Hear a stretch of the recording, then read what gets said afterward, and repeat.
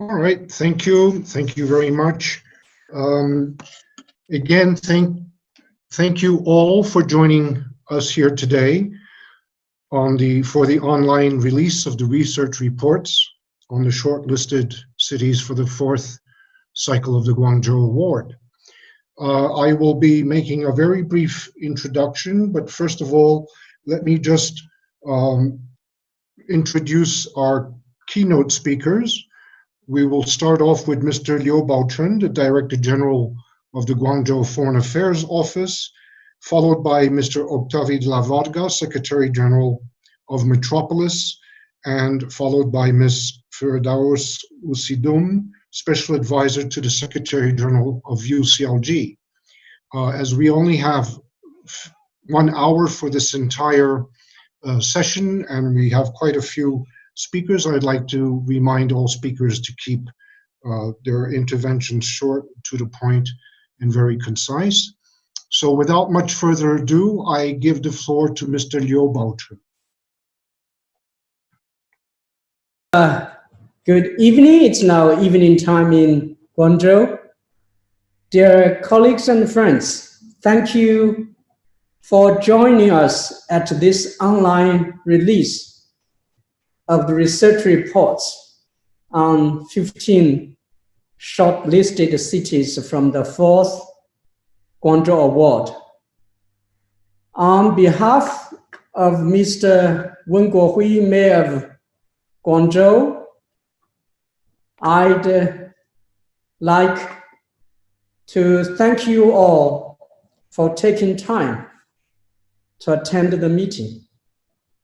I would also like to avail myself of this opportunity to convey solidarity from the city of Guangzhou and the Guangzhou Award Secretariat to cities and local governments around the world who have been braving the front in the fight against the global outbreak of COVID-19.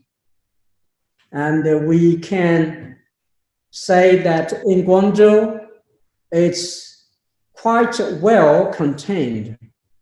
And every people in the city feel safe, but we are still working hard on protecting ourselves. Back in 2012, Guangzhou City launched the Guangzhou International Award for Urban Innovation, together with UCLG and Metropolis. It aims to recognizing innovation, improving social, economic, and environmental sustainability in cities and regions, and in so doing, to advance the prosperity and quality of life of their citizens. Over the years, since 2012, the biennial Guangzhou Award is turning into an important platform for cities to share and diffuse knowledge and the good practices in urban innovation, and to showcase how they are implementing new urban agenda and working towards the Sustainable Development Goals.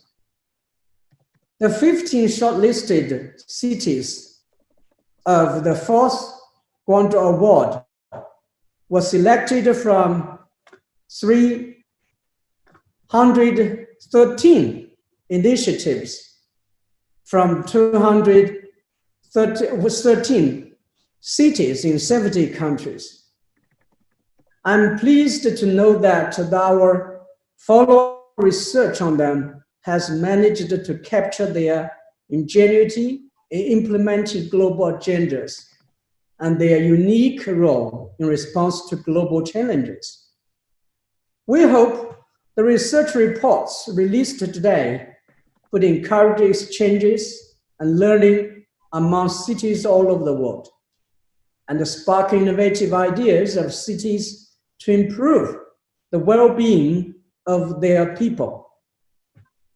The research reports mark into not so much on the end of the fourth cycle of Guangzhou Award, as it is the beginning of a series of more in-depth studies we plan to do in the near future. It is a great pleasure to let you know that we have started a systematic review of the past 4 cycles of the award, as well as the compilation of an Urban Innovation Index, both of which will help further inspire and guide innovative urban governance. Ladies and gentlemen, the 5th Guangzhou Award has been launched as scheduled this year, with enlarged invitation scope to reflect innovative practices and combat COVID-19 at local level. Taking this opportunity, I would like to cordially invite you to participate in the 5th Guangzhou Award by submitting your city initiatives, and also to invite those who would like to have their submissions. So further information can be found at www.guangzhouaward.org.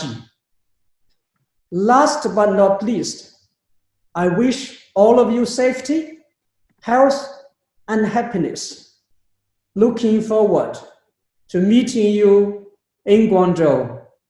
Thank you. Thank you very much, Mr. Liu, Director General of the FAO of Guangzhou. Good to know also that Guangzhou has been very successful in its containment strategy and mitigation strategy, and is well on its way, hopefully, to a full recovery. Our next speaker is Mr. Octavi de la Varga, Secretary General of Metropolis. Octavi, you have the floor. Thank you, Nicolas. Good afternoon from Barcelona, Mr. Liu, and the Guangzhou Awards team, and everybody.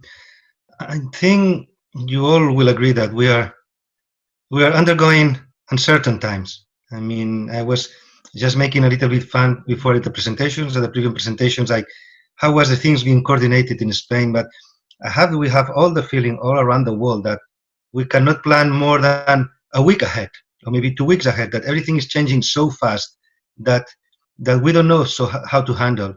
And we are witnessing that those who are at the forefront are cities. City leaders are the ones who are providing many of the solutions. We are witnessing as well new situations around the world. We are in Metropolis, as you know. We are a global organization with 138 major cities and metropolitan areas around the world.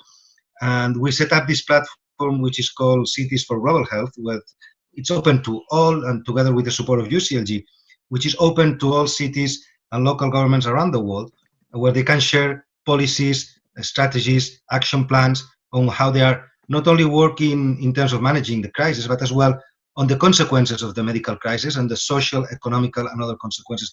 And what we're discovering is that this COVID pandemic is forcing many cities to change, or it's accelerating some of the changes that cities were carrying on in terms of how they handle internally and how they manage internally the services, the departments, how the departments are working together, the way they are delivering services to the citizens, and as well with having many people locked down and many people working remotely in certain areas of the world, but in other areas of the world where you have people living in certain conditions that cannot be confined, learning how to deal with citizens in a new way.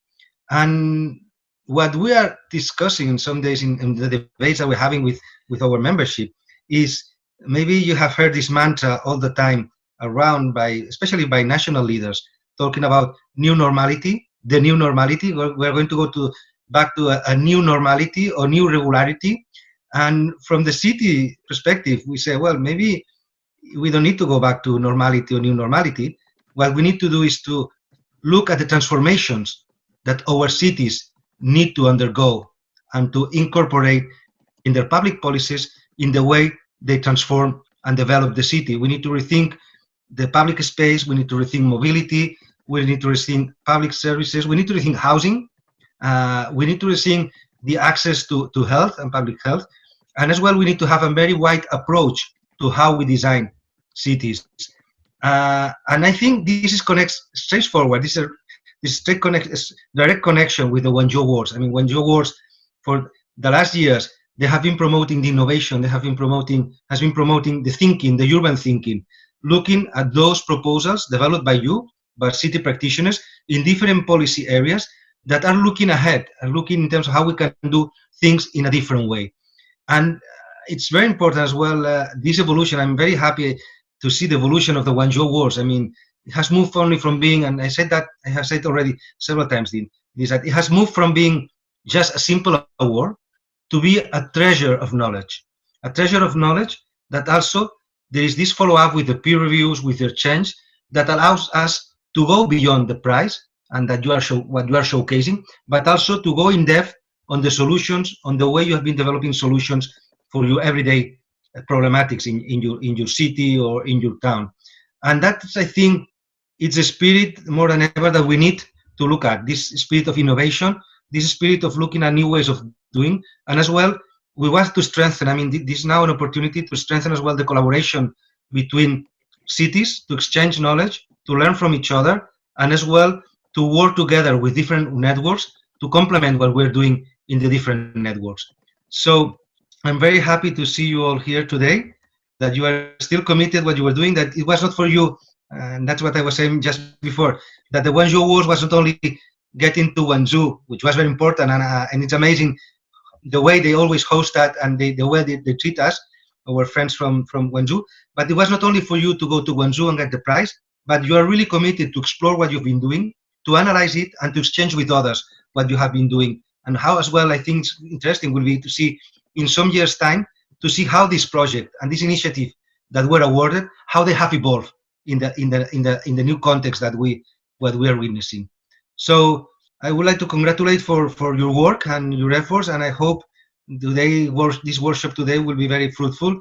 And it's a step. It's not a final destination. It's a step, and one more step in learning from each other and trying to improve the way we do things. Thank you very much to Nicolas, you, and Mr. Liu for inviting me to be here today and learn from you. Thank you. Thank you, Octavi, for those very inspiring words. I would like to now go to our next speaker, Ms. Firdous Usidum, Special Advisor to the Secretary General of UCLG. You have the floor. Thank you, Nicolas. Good morning, good afternoon, good evening, everyone. This is fantastic to be able to talk in different timings, because we are all living this kind of different timings. I would like to just add some words beside what Octavi has been saying. First, congratulations and thank you to the teams, and congratulations to those shortlisted. From UCLG, we do feel that this award is allowing to raise the ambition of the cities in the right direction. And as the global institution of local and regional governments, this is a critical issue for us. We are thankful to the city of Guangzhou for leading this dynamic towards a more sustainable and solidaire planet. In these challenging times, we do believe that this award is being even more meaningful than ever, and we are deeply thankful for that. I will not make it longer than that. I'm excited. I'm looking forward to hear about all these shortlisted. Thank you.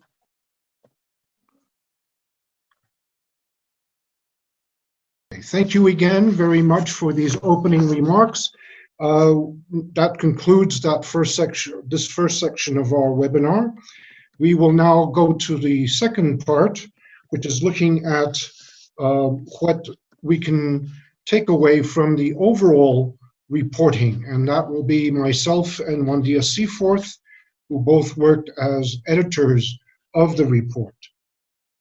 I would like to, before I give the floor to Wandia, just mention what was the thinking behind all of these reports. First of all, as you know, we bring all of the submissions together and they are reviewed by a technical committee of 11 to 13 experts, depending on how many submissions we have. So far, our past track record has been pretty good. We've had more women than men participate in our technical committees, and we've also had more women than men participating in the jury. Both of these, the technical committee and the jury, come up with their short list and their suggestions for the award winners. But once this is over, we treat all 15 as equals. All 15, as you know, are invited to an international seminar in Guangzhou, where they present the lessons learned from their initiatives before the jury makes up its mind. And immediately after we award the 15, we do three things with the 15 shortlisted cities. The first thing is that we come up with policy briefs. These are very brief descriptions of the initiatives, again focusing on lessons learned. The second thing we do is we do this peer review, where either journalists or experts or members of different associations and professionals go and visit on site these different initiatives and to probe them even deeper, because in the process of inviting them to Guangzhou and having them expose in public what they've done and having Q&A and questions and interrogations, we discovered that there's often more behind all of these initiatives. And the purpose of the peer review is to go more in depth into looking at what was done, but more importantly, how it was done, so that hopefully other cities and practicing professionals and policymakers can learn from them. The third thing we do is organize ad hoc workshops, seminars, where we bring again selected cases together so that people can learn from them. And this happens with a thought leadership workshop, but it also, we have invited at least 10 of the 15 shortlisted cities to come and present their cases and lessons learned to various events, such as the World Urban Forum, the Asian Pacific Urban Forum, etc. So this in total is the picture of how we try to promote the whole issue of city-to-city cooperation, peer learning and exchange. And I think that this year, looking at all the 15, we can come to certain very broad conclusions. And I would just focus on three of them. The first one is that what really is remarkable is that each and every initiative has responded to at least 3 different sustainable development goals. Some of them have responded to much more, 7 or 8, and of course, in the case of New York City, all 15. But that's individually. Collectively, these 15 initiatives, even though they represent a very small sample of cities around the world, although they represent all regions, between the 15, we cover all of the Sustainable Development Goals and all of the principles of the New Urban Agenda. So I think this is very significant, is that these case studies, these in-depth reviews, peer reviews of the initiatives are showing us, I think, very important takeaways in terms of how cities can implement the SDGs. And I think this is a work that we will continue to focus on. I think this is one of the primary objectives that we have set for ourselves for the next, up until 2030 at least, and that is to bring to the table every 2 years concrete evidence of how local authorities are actually implementing the global agendas. And so that we can not only engage other cities, inspire other cities, hopefully provide impetus for other cities to follow suit, but also because I think there are lessons learned from the local perspective that central governments need to look at very carefully. And I think this is one of the big takeaways for me in having edited or helped edit all of these 15 case studies. So we will definitely bring those conclusions as well to the high-level political forum whenever it does take place, if it does take place. Most probably will take place virtually this year, and to all the other fora that are relevant to advancing the implementation of the Sustainable Development Goals. So that, in conclusion, is my takeaway from having worked for the last couple of months on all of these reports, looking at the reports coming in from various experts and trying to harmonize them so that we have a publication that reads smoothly and other people can learn from. So that is my takeaway. And now I'd like to invite my co-editor, the co-editor of this review, Wandia, to also share her takeaways with us. Wandia, you have the floor. Thank you. Good morning, good afternoon, good evening. I will recap a little bit of what Nicholas has said and some more things. Looking at the 15 case studies, which represent all the world's regions and countries with different levels of economic development, we can see that the SDGs are being implemented in very diverse settings. And the 15 case studies illustrate how cities are tackling some SDGs concern, thereby improving service delivery and enhancing livability. If you take a short trip around the world, around the report, we see that Durban in South Africa, Wuhan in China, Surabaya in Indonesia, Kazan in Russia, Santa Fe in Argentina, and Salvador in Brazil have all addressed different aspects of caring for the natural and built environments. And the initiative ranged from slum upgrading, sanitation and solid waste management, landfill remediation, forest restoration, expansion of green space, and much more. If you look at Guadalajara in Mexico, we see that this is a city that has looked at a metropolitan area that has looked at how do we plan better so that we get rid of fragmentation. And they have come up with an integrated planning mechanism that is citizen-led, but also guided by specialized institutions and knowledge, and more importantly for sustainability, it is enshrined in law. In Sydney, in Australia, the Sydney showcases a very large urban renewal initiative that has innovative design that includes mixed-use neighborhoods and whose infrastructure, very importantly, is 80% funded by value capture. Many cities struggle with getting value capture when you have redevelopments of this nature. When you go to Milan, we find a problem an issue that affects many cities, that is food security, how to improve food delivery, how to improve nutrition for all, especially for children, how to have better food distribution, how to reduce wastage. And this has been an initiative that has made it necessary to collaborate and communicate across sectors of the city, thus helping to reduce silos and improving governance. Kazan in Russia also has a school meals program that is part of another SDG, which is the healthy Kazan, how to make the population healthy. The focus on social well-being and inclusiveness is very interesting for me because it has so many approaches, so many paths, and it includes focusing on big groups or focusing on smaller groups. The city of Repentigny in Canada actively provides information to families on what is available of municipal services. It reaches out to the vulnerable.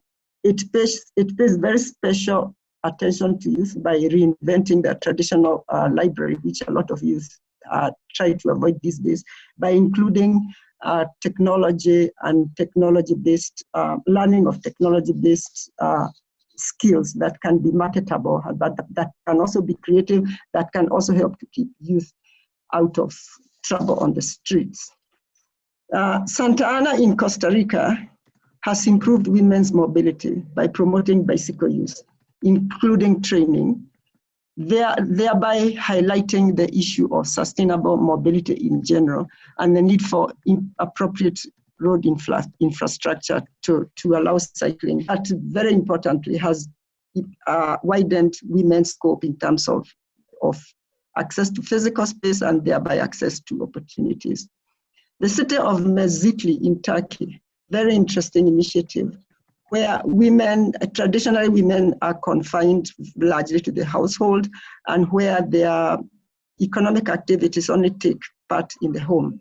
And the city has come up with a very innovative, culturally sensitive market that has women only, that thereby helping women not only to improve their incomes, but also to broaden their social horizons, to give them opportunity to operate and to experience outside space and to interact with other women of very different classes, education backgrounds, and occupations. EU in China, very interesting, encourages international workers and ensures that immigrants are assisted to maintain their legal status, very important, but more importantly, encourages social interaction with the local Chinese society so as to improve social cohesion between the two communities and to have mutual exchange and mutual appreciation of the different nationalities and cultures represented. Kazan in Russia hugely values its cultural and religious history and diversity that also contributes to its prosperity and to its image as a city, to its face as a city, its character. And it puts in deliberate measures to not only to manage and to maintain this diversity, but to actually appreciate it and to bring out the value added that it brings to the city as a cultural diversity. The Healthy Kazan initiative also includes expansion of green spaces and other recreational areas, and actively promotes activities outdoor activities that also not only help to improve the citizens' health, but also increase the opportunities for interaction across different groups.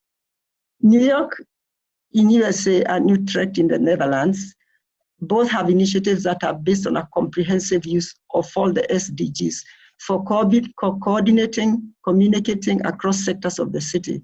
In addition, the SDG initiatives in both cities have led to interaction with other cities within the respective countries and also around the world.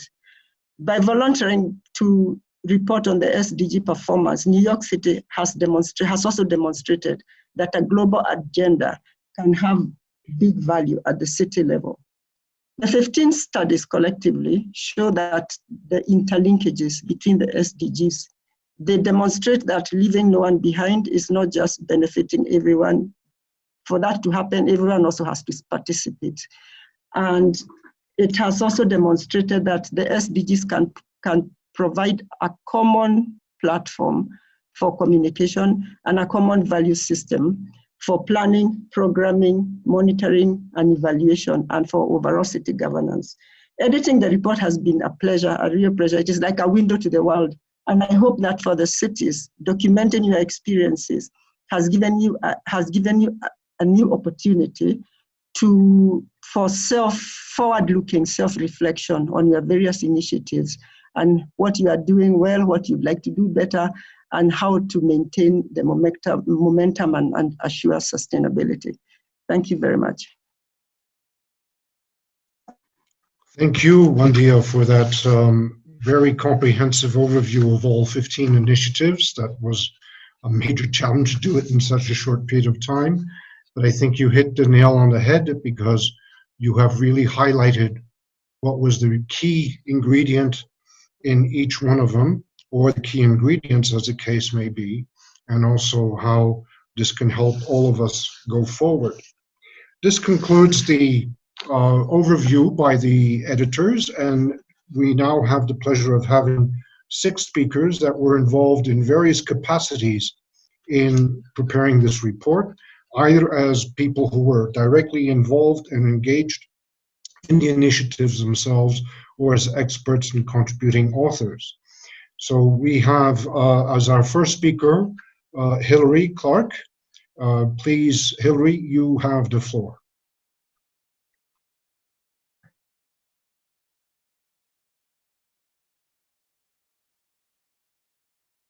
Hello, can you hear me now?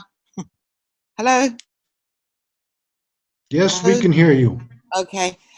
Yes, so just very quickly, I'm a journalist, but I also worked for several years for the Food and Agricultural Organization of the UN, and so I have a kind of like mixed bag as an expert, sort of peer-to-peer.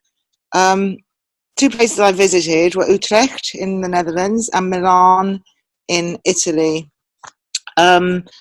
Both cities, I would say, have a massive advantage in terms of what they're trying to do. That Milan we associate with food, and because it was a sort of food sustainability project, I think that was kind of like interesting to start with. And then Utrecht, obviously, we think of bicycles and clean and Holland, and so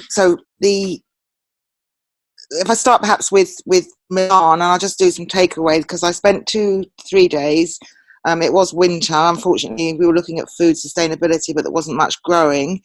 But I did manage to get an idea of how they were bringing everything and integrating everything into their food policy unit based at the town hall. So a couple of things that really I found very interesting was one, the way that they're looking at educating children. Because in big cities, I mean, you wouldn't think in Italy that kids grow up not knowing where food comes from, but they actually do. And so, we went to a local kindergarten school to see how they do it, and that was fantastic. And I believe that they're being rolled out throughout Milan, and that's children getting their hands dirty and then bringing in sort of intergenerational sort of grandfathers. So it's a little bit sort of ancestral knowledge, people that still know how to grow vegetables and have a little plot in the school. So that was really one thing that really impressed me. The other thing I thought was really interesting in Milan was looking at shortening supply chains. It's particularly relevant to what's been happening with the COVID. And so they're looking at all, because Milan is in a flat plain surrounded by sort of all these agricultural farms, but not doing the right crops. So that was also very interesting. I'll be very brief because I understand that people probably from Milan and Utrecht want to talk a little bit more. The other thing that going to Utrecht, which to me is kind of like the future city that I would like it to be in terms of how sustainable they are. And obviously there the big thing has been this focus on the sustainability goals with Desiree's work in particular, but that sort of bringing up the kind of the branding, the knowledge, so that everybody, sort of your average citizen, has heard what they are and kind of understands what might need to be done, and then sort of bringing up different things that they can think, oh, I hadn't even thought of that, including, for example, we visited an ex-factory that had been converted into a conference centre and a kind of museum, which had lots of history, but sort of bringing heritage into the kind of sustainable goals, I thought was very, very interesting.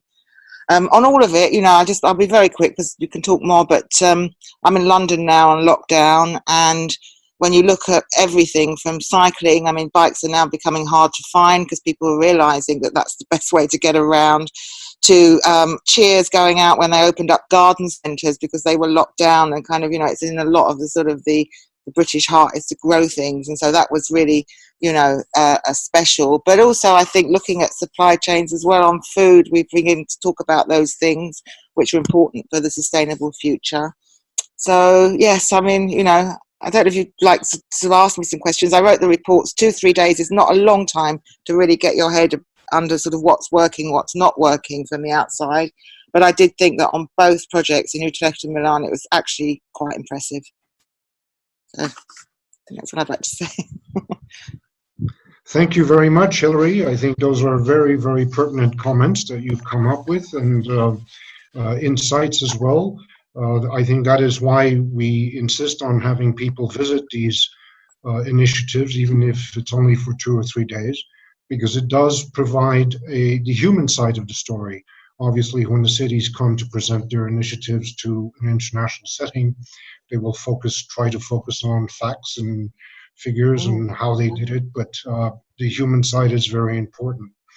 Thank you very much. We can now, I would like now to turn to Andrea, who is actually the food policy coordinator in the municipality of Milan, so who's hands-on, day in, day out on trying to make the food chain and the food systems in Milan more sustainable. Andrea, you have the floor.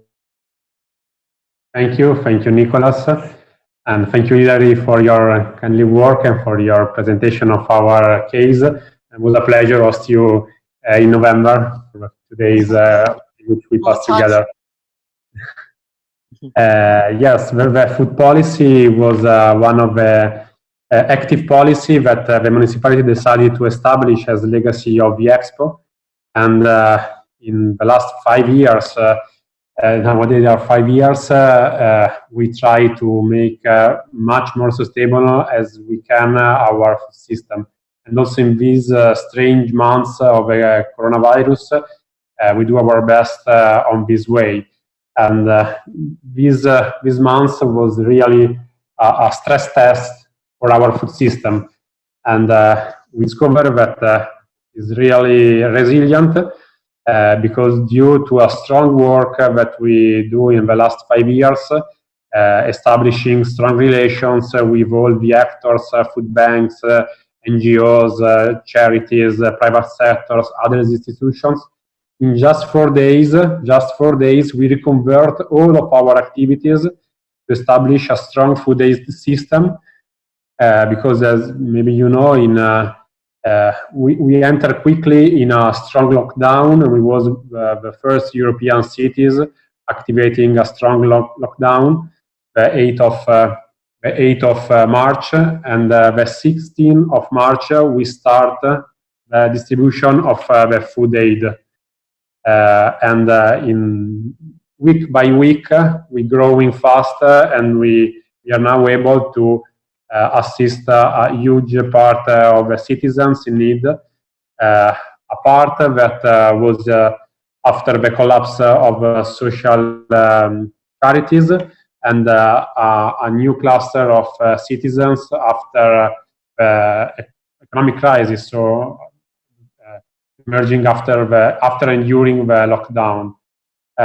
So it's very a strong test, and we think, as also Wandia mentioned, that one of the main legacy, one of the main lessons learned in our case is the strong governance system that with the food policy we was able to activate with all the bodies of the city that are working together to this common goal. And so having all of these relations is very the key to the success of a policy action. And as was already mentioned, the food policy of Milan is working on different priorities: education with our school canteen system, the kindergarten school. We established also after 2018, in which we meet together in Guangzhou, other projects regarding education, and so these food gardens, one per each school, are an actions in which we try to involve citizens, involve pupils on working with field and working with food, and other action regarding short supply chain. Also here I have summarized production of our surroundings and other action like this. And for sure we are able to establish this governance system because also the political commitment on food issues are still high. We have a vice mayor that is in charge of food policy, so the first vice mayor that was in charge of food policy, and this allow us to work with all the municipal agencies, all the departments, and all the bodies together to achieve a more sustainable food system. Thank you. Thank you very much, Andrea. I think that point is well taken, that the way that you had strengthened and reinforced the governance system behind the food policy has now paid off and allowed you to respond to the consequences of the lockdown in a much more effective manner. And I think that is a big lesson learned, and we look forward for you for an updated submission this year, because I think that's a very important lesson learned for everybody. Our next speaker is Desiree van de Ven, the Strategic Advisor for Public Affairs for the Municipality of Utrecht. Desiree, you have the floor. Okay, well, thank you. First of all, I want to thank you all, especially the Guangzhou Award, to give us the opportunity to exchange this knowledge on how to implement the SDGs on a local level. And I would like to thank Hillary especially for the nice report she wrote about Utrecht, because as I work in Utrecht every day, it's not possible to view my own city with eyes like Hillary did. She looked at our city with an eagle's eye. Like from outside, it's nice to receive somebody who's able to tell us how she sees our city. So it was really a pleasure to walk around Utrecht and cycle in Utrecht and talk about all the local initiatives. And we did not only visit municipal development, but also citizens and businesses. And that's exactly what we try to do. We, at the moment, we reached 34% of our citizens. They tell us they know about the global goals. They're aware of the global goals. And we think that awareness creates also willingness to achieve the global goals and at the same time achieve the municipal policies. As in Utrecht, we work on healthy urban living for all. That's our local strategy. And we connect this strategy to the Sustainable Development Goals. And connecting these two creates a lot of energy in our city because it's, well, the global goals, it's a connecting language, it's a clear language, an international language. So these goals help us to achieve our local policies. So, well, as I said, we cycled with Hillary through Utrecht, and I showed her the station area where we have the biggest bicycle parking in the world. We're very proud of it. And because we think that cycling keeps our citizens healthy and happy and our air clean. I think that's the same for Santa Ana, where is the cycling project as well. And then we walk to the Social Impact Factory. That's an initiative that supports local entrepreneurs, and they connect all activities to the global goals. And they help people with a distance to the labor market. And by doing so, they are also implementing our municipal policy on social inclusion as well. So all these initiatives that connect to the global goals help us to implement municipal policies. So then we talked to a local entrepreneur who developed We Drive Solar to stimulate electric car driving based on solar energy and car sharing. And is also supporting the municipal policy on clean mobility in our city.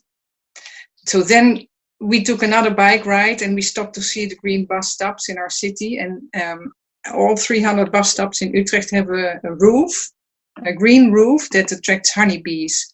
And that's a local attraction that attracted worldwide attention, and other cities are now copying these initiatives.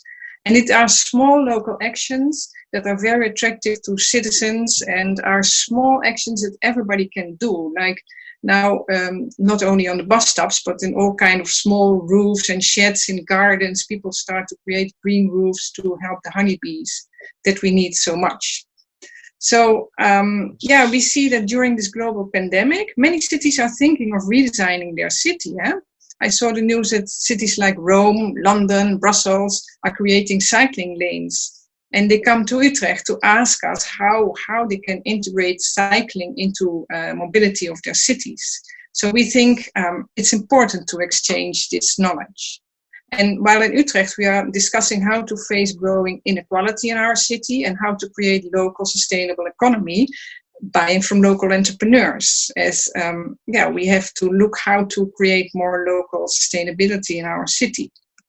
So then last week, we presented the Global Goals Monitor to the City Council, as announced in the report. It took us 3 years to connect 160 indicators to our local policies and to the global goals. And these are indicators like air quality, like the amount of charging poles for cars, the amount of bicycles, the amount of social housing in our city. So Now we have a local monitor connected to the SDGs and to our local policy for healthy urban living. And this gives us interesting insights on our efforts on, for instance, improving our air quality and the health of our citizens. And so that's what Hillary also noticed in the report. She said, this initiative also demonstrates that localizing the SDGs can help cities to improve what they are already doing. And that's very important for us. So that helps us to improve our local policies and to share our knowledge and to inspire citizens, businesses, and other people. So I was very impressed by the collection of reports. I could not read them all, but I will read them one by one. It's very interesting. So, and with that, we hope that small but good examples, such as our cycle policy or our green bus stops, can convince the world that we can make our cities healthier, more sustainable, and our citizens more happy in the end. So we think sharing knowledge using the SDGs as a positive inspiration can create a better future for us all. And we cannot achieve these goals alone. We need to work together. So that's why I'm happy to be here with you to share this knowledge and to inspire other cities, people, businesses.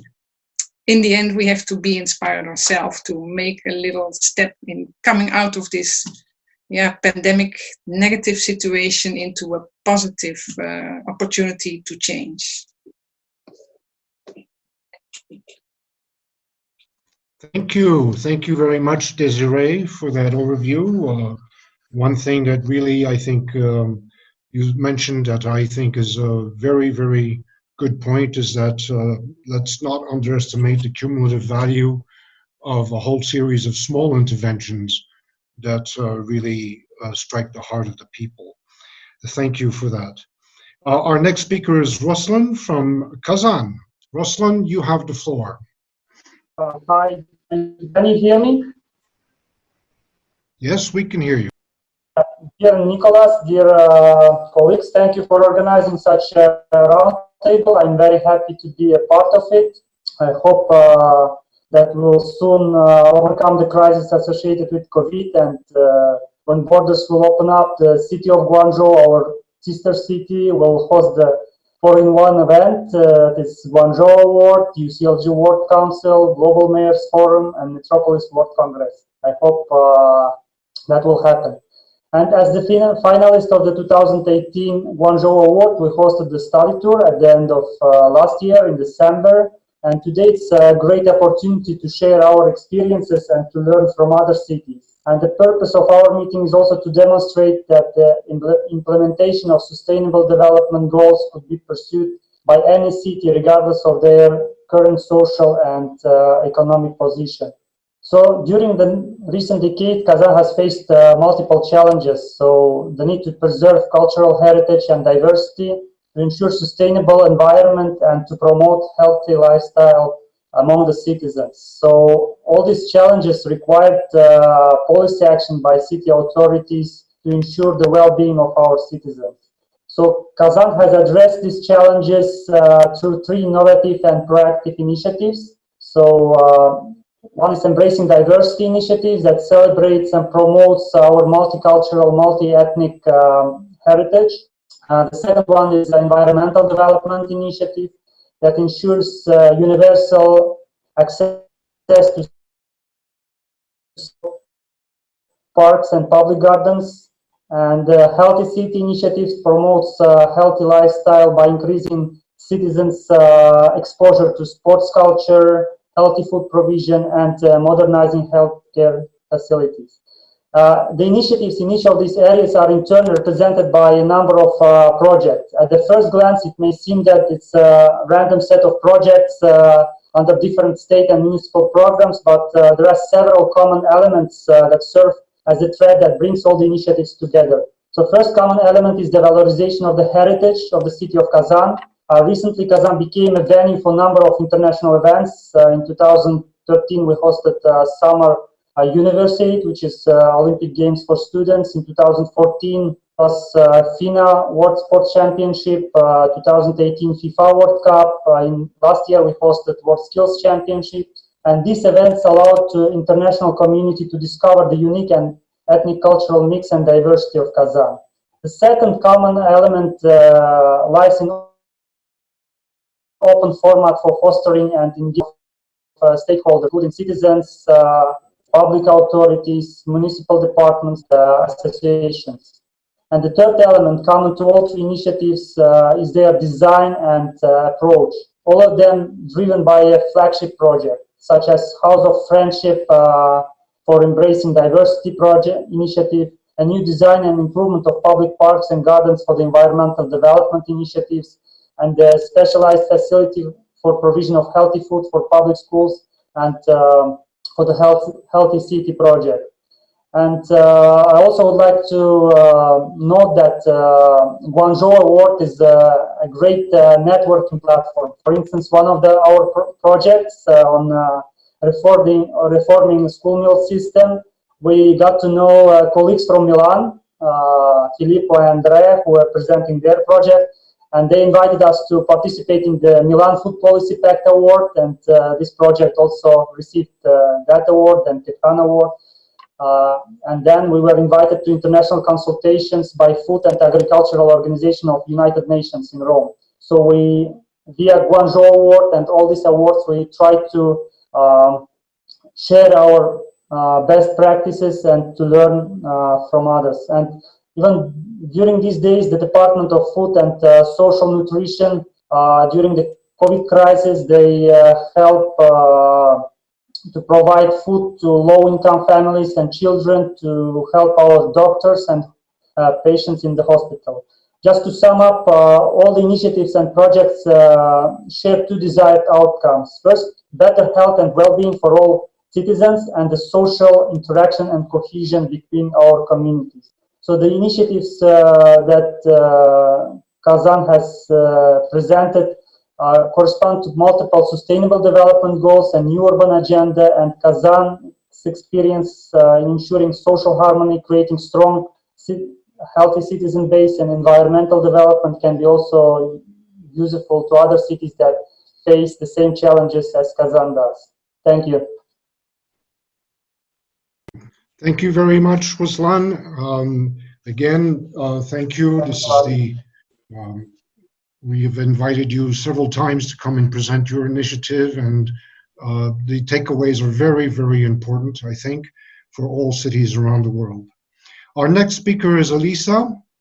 Elisa, you have the floor. Okay, thank you very much for this invitation to be included in this discussion. My contributions will be with respect to Santana Ancleta, the project that's in Costa Rica.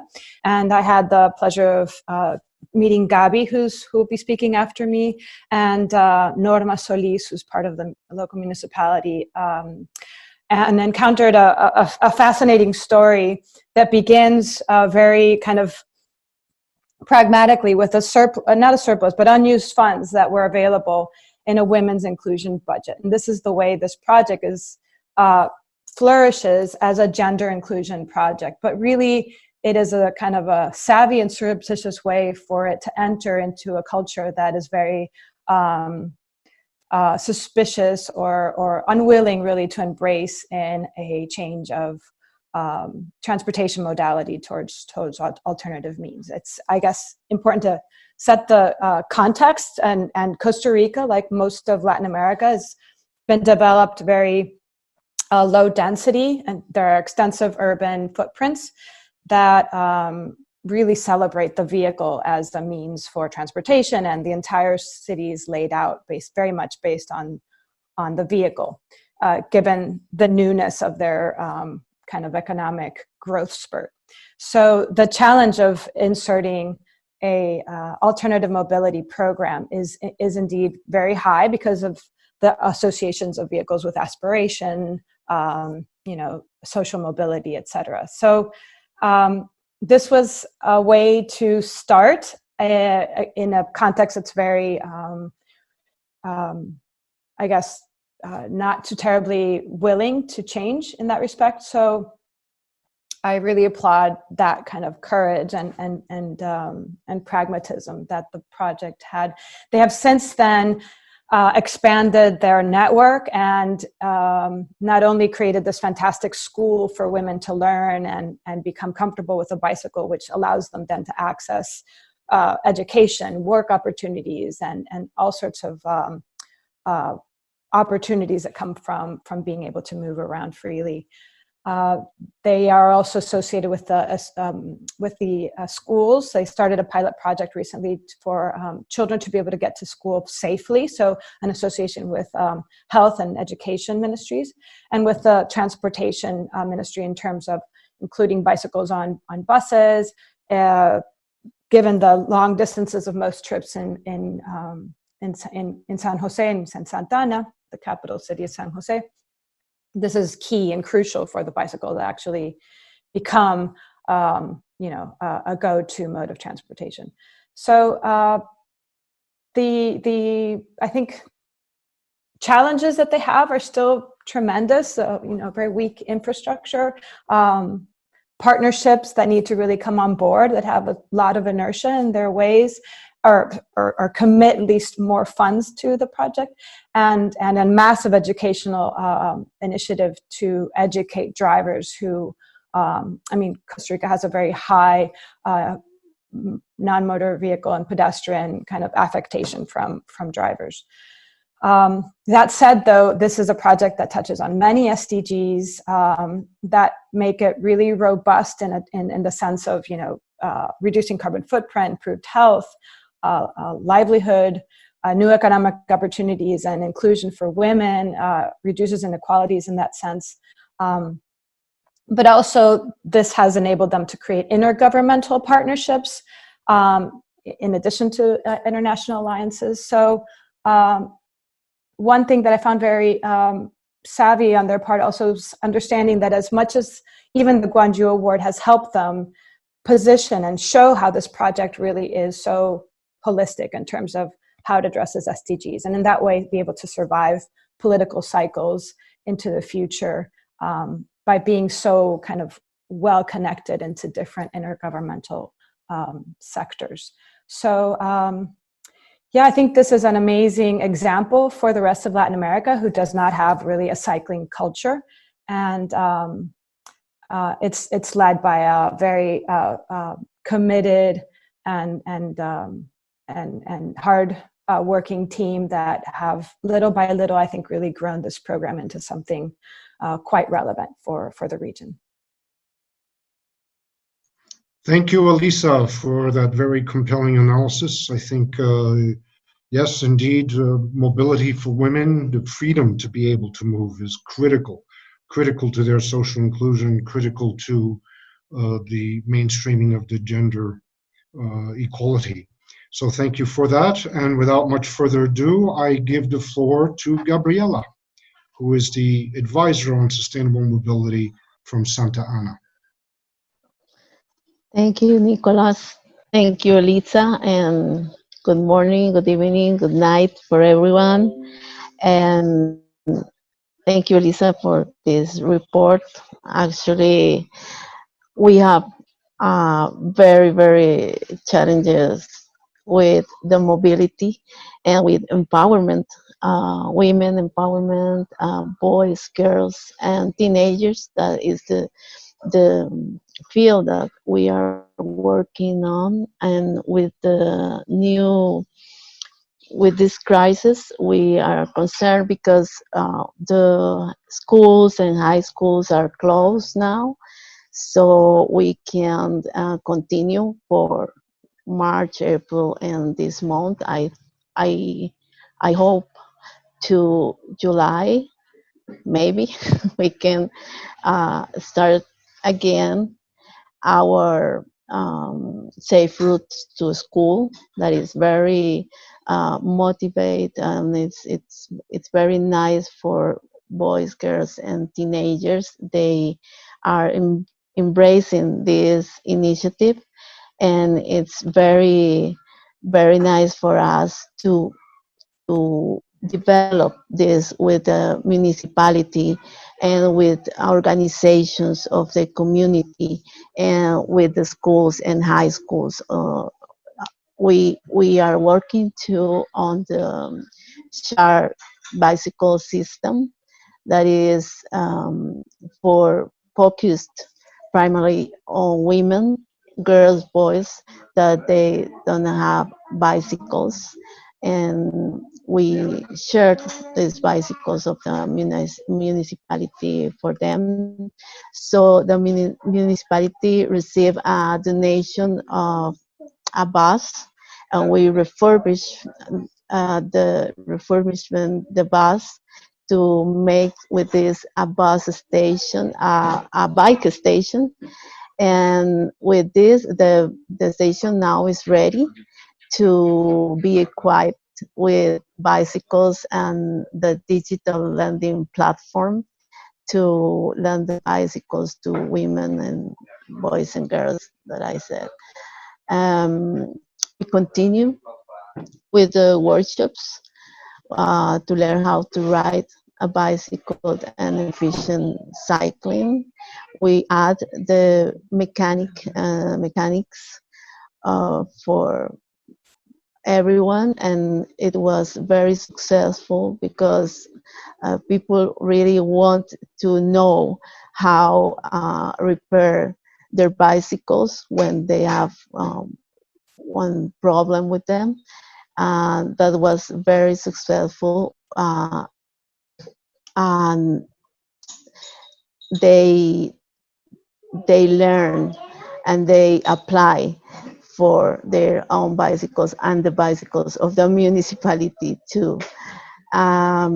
We worked in a mobility study to make the downtown of Santana with proposed with workshops and participative workshops to design tactical urban interventions. And that was very important for the community because we implement one tactical urban intervention in the downtown, and the evaluation of this intervention was how this kind of measure really help to walk and cycling more in the downtown of Santana. So we continue to working with the public institution at the national and local level to improve this lack of infrastructure that we have. We really need to invest in better infrastructure to walk and cycle. And with this situation with the COVID-19, really, I think authorities understand that the bicycle and walking strategies really are the best way to move in our cities now. Thank you very much. Thank you very much, Gabriela. And I think that also concurs with what other cities are finding out with this crisis, that really the real alternative mobility means are the ones that we have to look to for the future. We are just running a little bit behind schedule, but I would like to invite Mr. Bao, the Secretary General of the Institute of Urban Governance of Beijing University, to provide the wrap-up. Mr. Bao, you have the floor.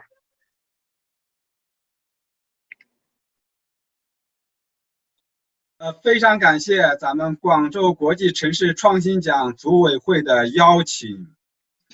Thanks for the invitation from the Secretariat of Guangzhou International Award for Urban Innovation. 发布入围城市的调研报告啊，是非常必要的。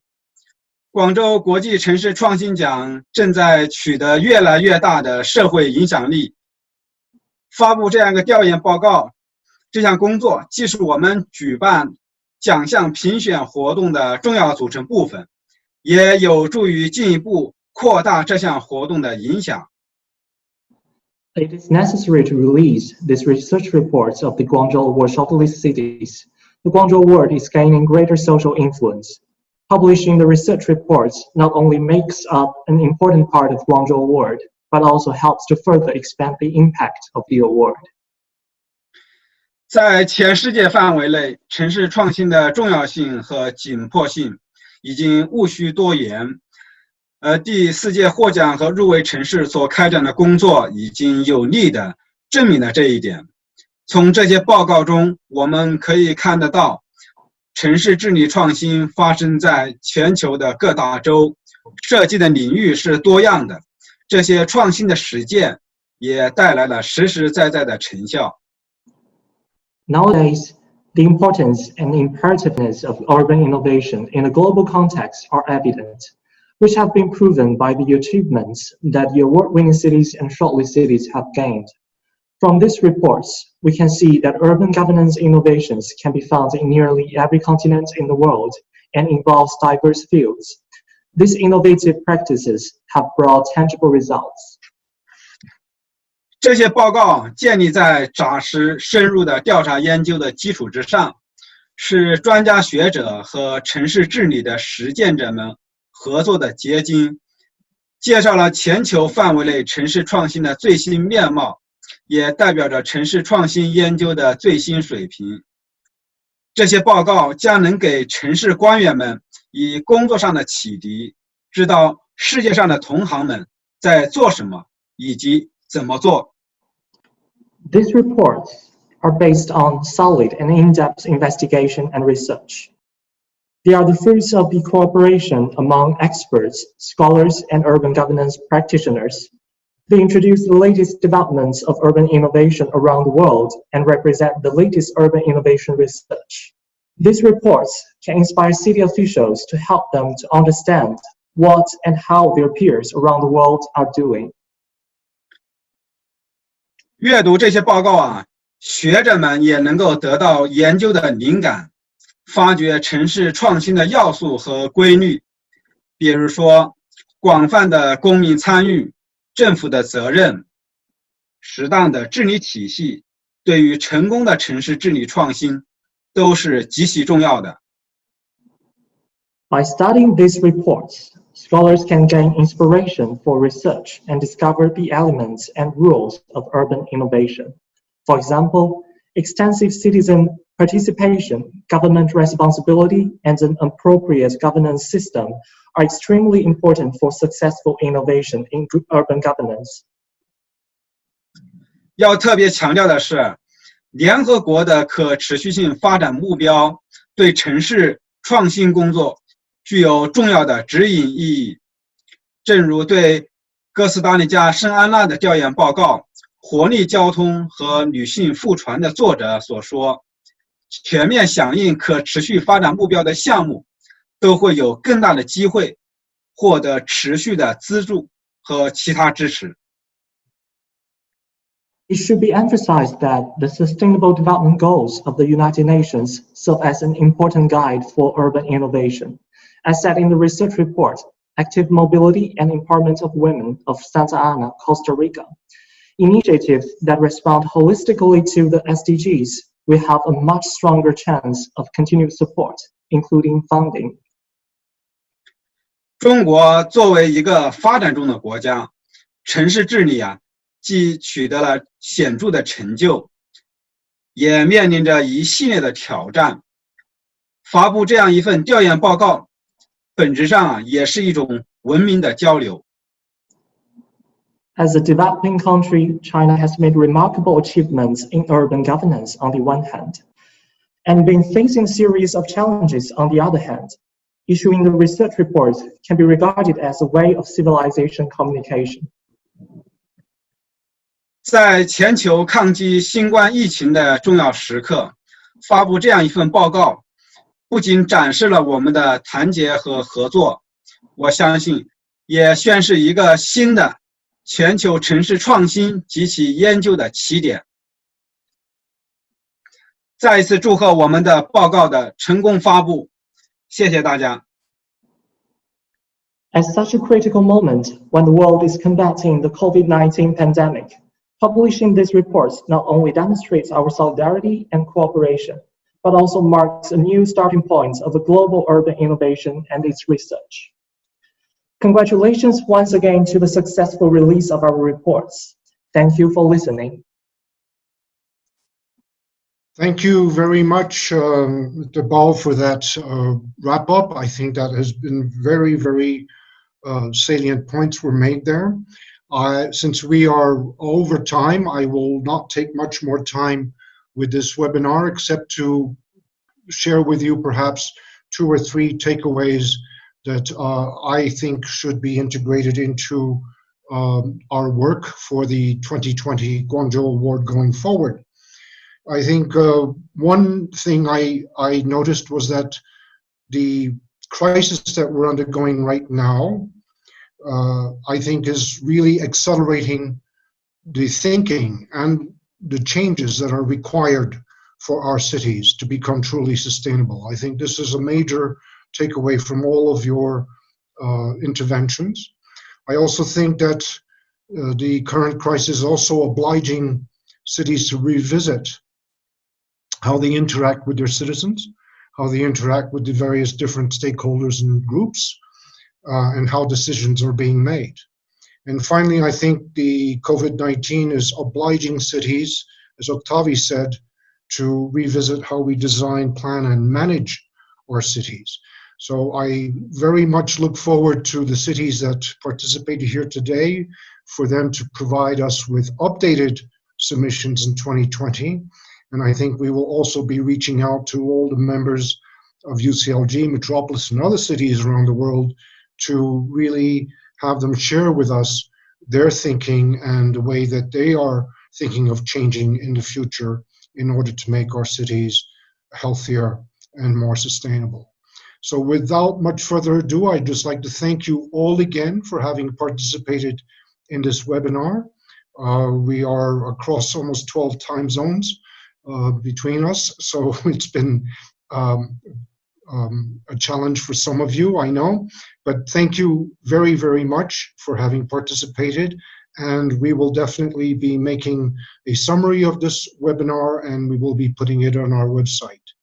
So keep safe. Thank you very much. Thank you, everybody. Thanks a lot. See you all. Thank you so Bye-bye, much. everyone. Thank you very Bye-bye. much.